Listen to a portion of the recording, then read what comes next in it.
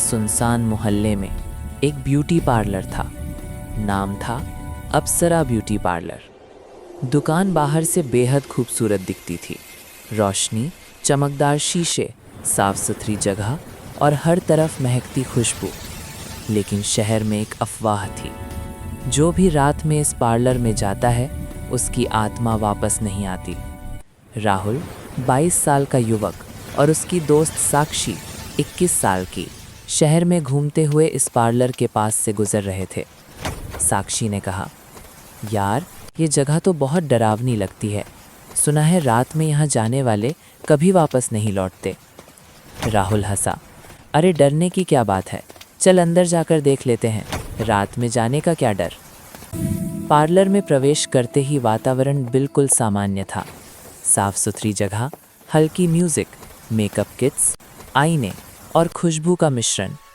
लेकिन तभी उन्होंने देखा, एक अद्भुत सुंदर महिला वहां अकेली खड़ी थी। सफ़ेद ड्रेस में, लंबे काले बाल, हल्की मुस्कान और आंखों में अजीब चमक। महिला ने धीमी लेकिन मीठी आवाज में कहा, आप लोग रात में कैसे आए? साक्षी ने हंसकर कहा, हा, हम बस हेयर कट और मेकअप करवाने आए हैं। महिला ने सिर हिलाया और बोली, अच्छा, लेकिन जानते हैं ना, रात के 12 बजे के बाद यहाँ कोई सुरक्षित नहीं रहता। जो भी रात के 12 बजे के बाद यहाँ रहता है, लेकिन उसकी आंखों में एक अजीब डर देखने को मिला। तभी आईने में उनका ध्यान गया। उनके पीछे कोई अदृश्य परछाई बढ़ रही थी। राहुल ने आईने में देखा, अप्सरा का चेहरा धीरे धीरे सामने आया। बालों के पीछे से उसकी काली आंखें चमक रही थीं और मुंह हल्का सा हंस रहा था। साक्षी ने चिल्लाया, राहुल ये कौन है? अप्सरा ने धीरे से कहा, अब तुम मेरे पास हो। राहुल और साक्षी डर के मारे थरथराने लगे। बाहरी दरवाज़ा जैसे अचानक गायब हो गया। अप्सरा ने हाथ फैलाए, सभी ब्यूटी टूल्स जैसे जादू से उड़ने लगे। कर्लिंग लोहे जल उठे, शीशे टूटने लगे और हवा में हंसी गूंज रही थी। साक्षी ने देखा, आईने में उसके हाथ उसकी पकड़ में नहीं थे, बल्कि अप्सरा की आंखों में फंसे थे।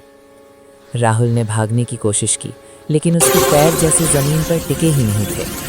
अप्सरा ने धीमे लेकिन डरावने स्वर में कहा, तुम्हारी आत्माएं अब मेरी बन गई हैं। घड़ी की सुई 12 बजे पर टिकते ही पूरा पार्लर अंधेरे में डूब गया। सिर्फ अप्सरा की आंखें चमक रही थीं। राहुल और साक्षी अब पूरी तरह डर के मारे शांत हो गए।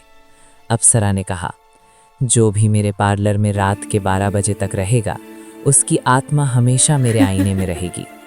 तभी एक तेज हवा का झोंका आया। राहुल और साक्षी गायब हो गए। सुबह शहर के लोग पार्लर के पास आए। दरवाज़ा खुला था, लेकिन अंदर कोई नहीं था।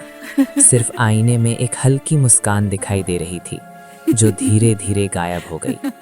कहते हैं आज भी जो भी रात में अप्सरा ब्यूटी पार्लर जाता है, वो कभी वापस नहीं आता। और अगर आप देर तक आईने में देखें, तो शायद आपको भी अप्सरा की मुस्कान मिल जाएगी और आपकी आत्मा भी वहीं फंस सकती है।